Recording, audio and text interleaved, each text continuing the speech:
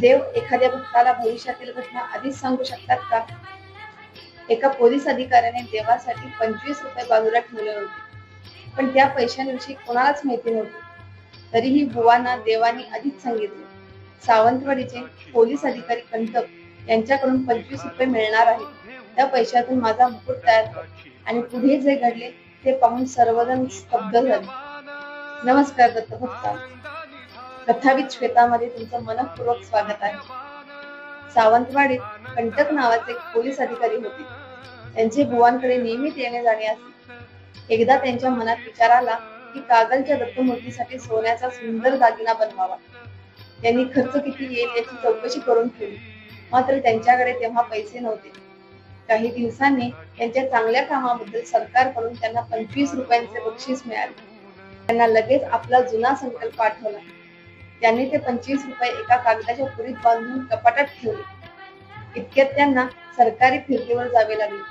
2-3 महिने ते बाहेरच होते. याच काळात माणगावात बुवांना देवांचा आदेश झाला, सावंतवाडीचे पोलीस अधिकारी कंटक यांच्याकडून 25 रुपये मिळणार आहेत. त्या पैशातून माझा मुकुट तयार कर. काही दिवसांनी बुवा सावंतवाडीत गेले. त्यांनी सबनीसांना ही गोष्ट सांगितली. कंटक अधिकारी परत आले होते. त्यांना बोलवण्यात आले. बुवांनी त्यांना त्या 25 रुपयांबद्दल विचारले. क्षणभर त्यांना काहीच आठवेना, मात्र पुढच्या क्षणी कपाटात ठेवलेली पुडी त्यांच्या लक्षात आली. देवांना ही गोष्ट कशी माहिती याचे त्यांना आश्चर्य वाटले. दैवी शक्तीचा प्रत्यक्ष अनुभव त्यांना आला. त्यांनी ते 25 रुपये आनंदाने बुवांकडे अर्पण केले. बुवांनी तात्काळ कोल्हापूरहून सोने मागवले आणि त्या पैशातून श्री दत्तमूर्तीस सुंदर मुकुट तयार करून अर्पण केला. नारोपंत उकीडेगे नावाचे एक सरकारी अधिकारी राहत होते. सुरुवातीला त्यांची देवधर्मावर श्रद्धा नव्हती, मात्र अणावकरांच्या अंगात येणाऱ्या संबंधामुळे ते आस्तिक झाले. ते नियमित माणगावास येऊ लागले. एकदा ते अक्कलकोट स्वामी महाराजांच्या शिष्यांसह माणगावास येणार होते.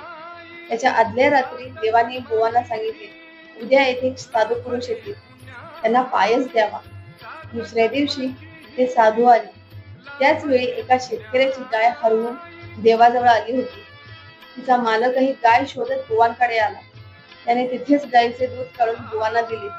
बुवांनी त्याच दुधाचा पायस तयार करून त्या साधूंना दिला आणि रात्री झालेला वृत्तांतही सांगितला.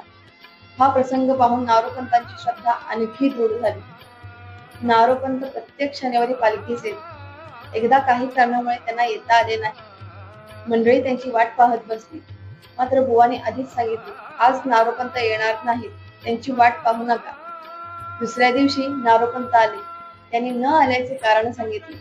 बुवा म्हणाले, त्या रस्त्यावर वाघाचा त्रास होता, देवानेच तुम्हाला अडवले. त्या नारोपंत देवांची आज्ञा न घेता इंदोरला निघाले. प्रवासात सतत अडचणी आल्या. 7-8 दिवस वाया गेले.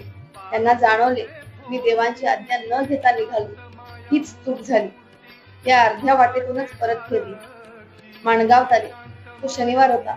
पालखीची तयारी झाली होती. सर्वजण त्यांचीच वाट पाहत होते, कारण बुवांनी आधीच सांगितले होते, नारोपंत परत येतील.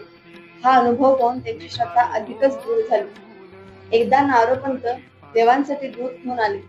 गर्दीमुळे ते बाहेरच थांबले. नैवेद्याची वेळ झाली. तेव्हा देवाने बुवांना सांगितले, आज नारोपंताने आणलेले दूध नैवेद्यास घ्या. बाहेर पाहिले असता खरोखरच नारोपंत दूध घेऊन उभे होते. नारोपंतांनी देवांसाठी चंदनाचा सुंदर पलंग तयार केला. कोणीतरी विचारले, याला किती खर्च आला? नारोपंत म्हणाले, हिशोब ठेवला नाही. बुवा म्हणाले, याला 23 रुपये 12 आणे खर्च आला आहे. नंतर सर्व हिशोब तपासला आणि बुवांनी सांगितलेली रक्कम अक्षरशः खरी असल्याचे सिद्ध झाले. सर्वांनी त्यांच्या दैवी सामर्थ्याचा पुन्हा एकदा अनुभव घेतला. अशा अनेक सत्य घटनांनी श्री गुरुदेव चरित्र भक्ताला एकच संदेश देते, देवावर पूर्ण विश्वास, गुरूंच्या आज्ञेचे पालन आणि निस्वार्थ भक्ती असेल तर देव स्वतः भक्ताचा योगक्षेम स्थान पाळतात. श्री गुरुदेव दत्त.